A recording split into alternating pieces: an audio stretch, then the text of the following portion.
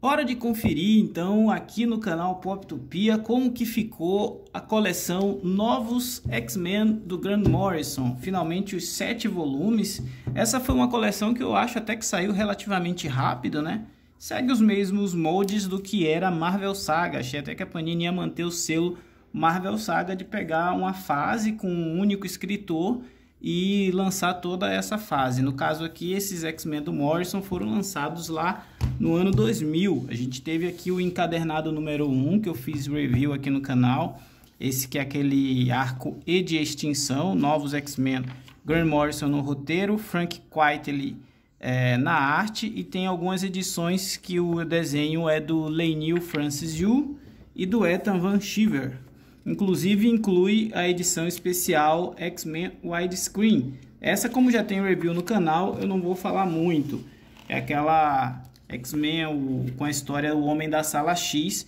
Um ponto que eu chamei a atenção na época que eu fiz o review é que essa edição veio com aquele documento conhecido como o Manifesto Morrison, que foi de 20 de outubro de 2000.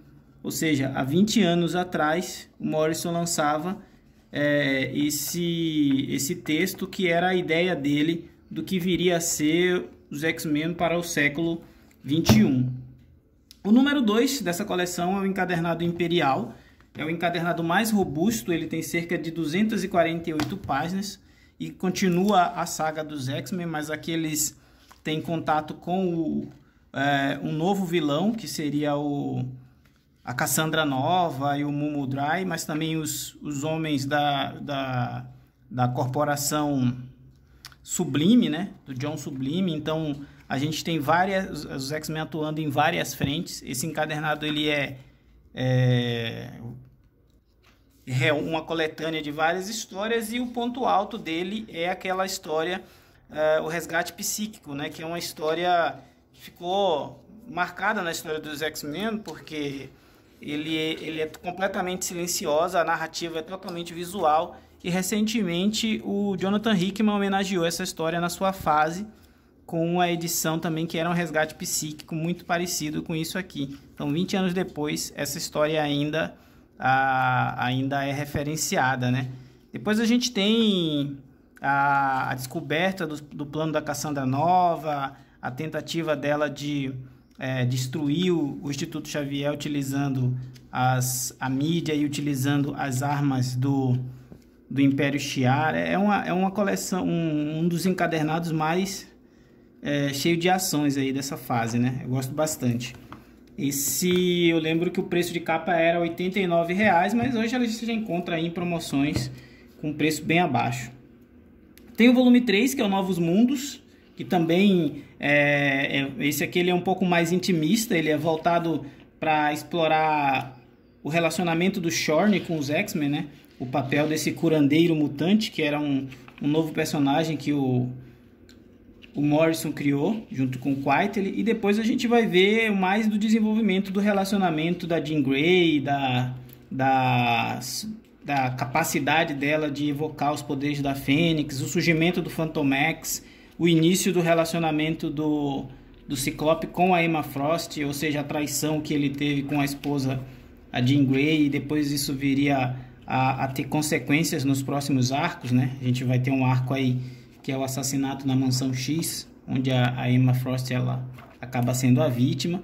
E aí a gente vai vendo que essa fase, ela, além de ser bastante inventiva e sofisticada, o Morrison trouxe novos personagens que deram um frescor diferente, né, para a franquia mutante. Essa personagem apresentada nesse encadernado é a Pó. A Pó é uma personagem mutante que tem a capacidade de transformar o seu corpo em areia, e até hoje ela é participante dos novos integrantes dos X-Men, e ela teve um papel bastante importante nessa fase, chegando a ser inclusive uma das que ajudaram a descobrir quem era realmente o vilão por trás de tudo que estava acontecendo na Mansão X naquela época.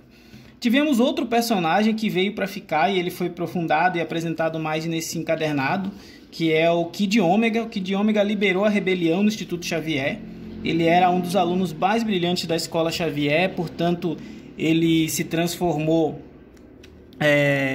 hoje em uma espécie de protagonista juvenil, né? Ele era um rebelde, um jovem que se descobriu adotado, e por conta dele ser adotado e isso ser um segredo, ele se revoltou e acabou se voltando, inclusive, contra o Professor X. Hoje o Quentin Quire, ele é integrante da X-Force e tem um papel bastante relevante na comunidade mutante, e mais um legado aí dessa fase que o Grant Morrison escreveu com tanta ousadia, né? Alguns leitores de X-Men não gostam muito dessa fase. Eu acho que é uma das minhas fases preferidas, porque traz os mutantes para a modernidade, para aquela ideia de que super-herói não precisa ser só porradaria e aventura. A gente tem outras formas de abordar a franquia.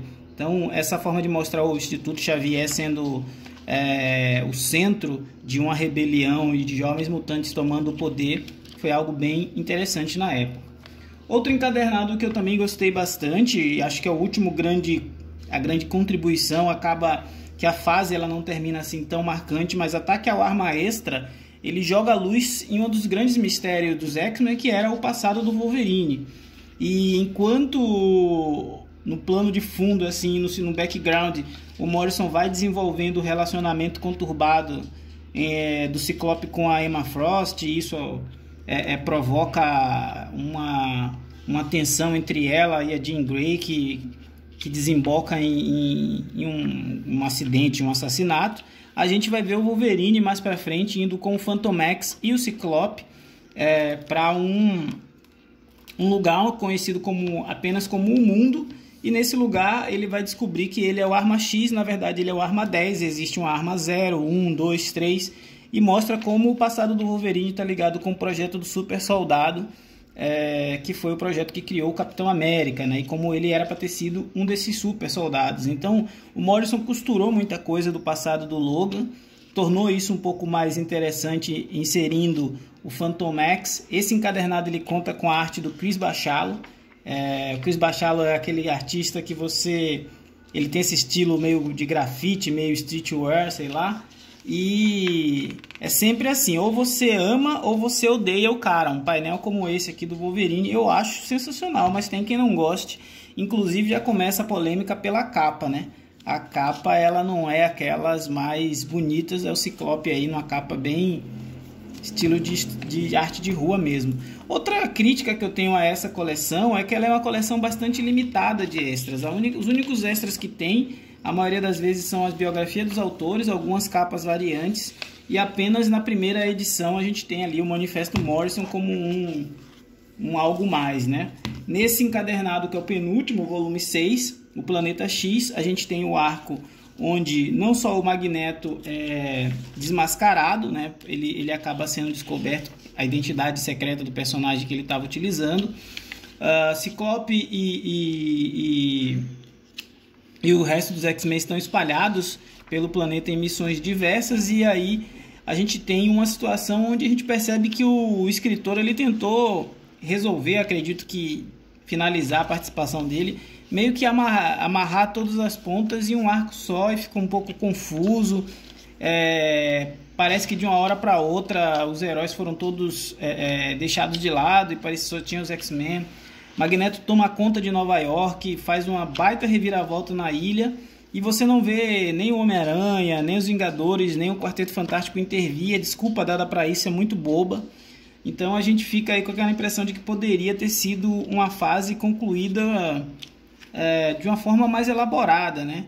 Morrison vinha muito bem até aqui. Esse arco ele é desenhado pelo Phil Jimenez, então a arte é espetacular. Tem uma cena do Wolverine com a Jean Grey indo para o sol, essa cena aqui, e você vê o detalhe, o desespero dos personagens, o senso de urgência do que estava acontecendo, mas todo o meandro, assim, todo o desenvolvimento para chegar nesse clímax, ele é meio bobinho, né? Ele é meio raso. Principalmente se você pensar quem está escrevendo é o Grant Morrison. Ele teria potencial para elaborar coisas mais sofisticadas, que é um traço da leitura, da escrita dele, né? Ele sempre parte do pressuposto de que o leitor vai ser capaz de interpretar ou de buscar alternativas para aquilo que ele está escrevendo. Então, mais uma edição que não tem extra nenhum. Essa daqui acho que nem capa variante tem. Tem algumas paginazinhas aqui de esboço. já acaba. E por fim, a gente chega naquela que é a edição de conclusão dessa fase, chamada Ecos do Amanhã. Aqui o Morrison traz um novo desenhista para ajudar ele, é o Mark Silvestre. Mark Silvestre, durante muito tempo nos anos 90, desenhou gibi dos X-Men e do Wolverine. Aqui a gente vê uma história de 150 anos no futuro, uma equipe de heróis mutantes modificada, com mutantes, com humanos, com robôs, todos atuando lado a lado. Lembra em alguns momentos um pouco do que o Hickman vem fazendo. A gente vê a Cassandra Nova liderando essa equipe de X-Men, uma equipe de X-Men que tem ainda um Wolverine de 150 anos no futuro, o neto do Bico, que é outro personagem que foi criado. Então esse é o time de X-Men do futuro que foi utilizado pelo Morrison nessa última grande aventura dele. E aí a gente vê a tentativa deles de libertar a Terra do Fera. O Fera foi controlado por um vilão, que é o Sublime, né? Que é uma espécie de bactéria que estava na humanidade. Toma conta do Fera e ele acaba tentando exterminar toda a vida no planeta. E a história se desenrola dessa forma, mostrando que no futuro os X-Men ainda vão estar lutando pela sua sobrevivência e que quem vai ter o papel ali de ajudá-los a sobreviver ou, em definitivo, a entrar em extinção seria a Fênix. E aí a gente tem aquela grande batalha final.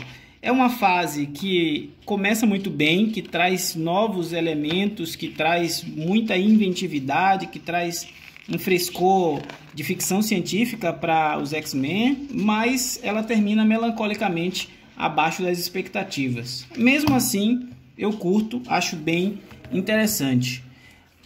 Todos os volumes tiveram um review detalhado aqui no canal. Eu resolvi fazer esse vídeo só para mostrar quem está acompanhando aí como ficou a coleção no final. Então aí, os 7 volumes de novos X-Men do Grant Morrison. Como eu sempre digo aqui no canal, falar de gibi é sempre bom. Forte abraço e comenta aí se você está fazendo essa coleção, se vocês já completaram. Quem não for inscrito, se inscreva. Até a próxima.